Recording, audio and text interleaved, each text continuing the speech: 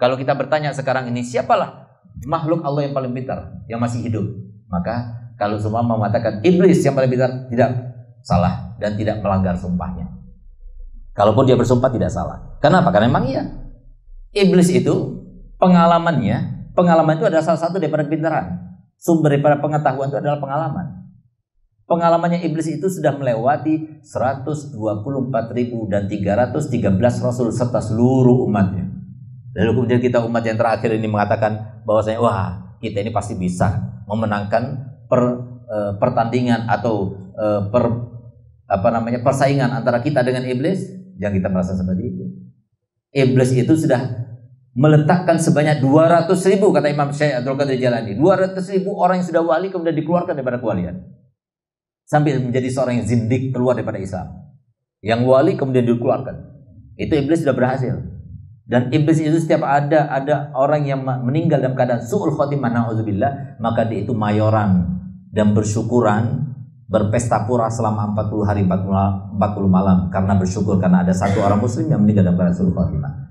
Sebaliknya, kalau ada seorang muslim yang meninggal dalam keadaan husnul khotimah, maka dia itu berduka dengan cara dia itu memukul-mukul kepalanya dan mengambil tanah di atas kepalanya karena menyesali ada satu orang muslim yang meninggal dalam keadaan husnul khotimah.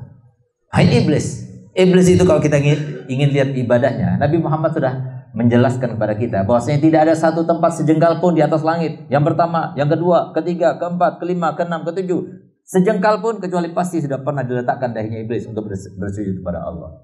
185.000 tahun beribadah kepada Allah. Hanya gara-gara diperintahkan untuk sujud kepada datuk kita, kemudian dia nggak mau, lalu dikutuk oleh Allah Ta'ala dan selama-lamanya tidak dapat rahmat. Gimana tidak ada dendam kepada manusia? Kalau kita tidak tahu bagaimana bisikannya, bagaimana tipuannya, bagaimana mungkin kita akan selamat? Oleh karena perbanyak.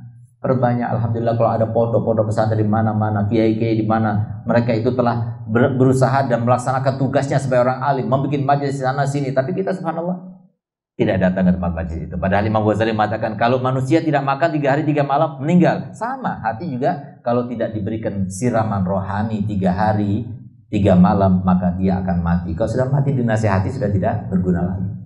Oleh karenanya paling tidak 1 minggu itu kita hadir majelis taklim, wajib hukumnya. Sebagaimana kita setiap hari wajib makan, wajib kita hadir majelis taklim dekat para ulama sebanyak 2 kali dalam 1 minggu. Baru dia itu termasuk orang yang selamat. Tapi kalau tidak, maka hati-hatilah.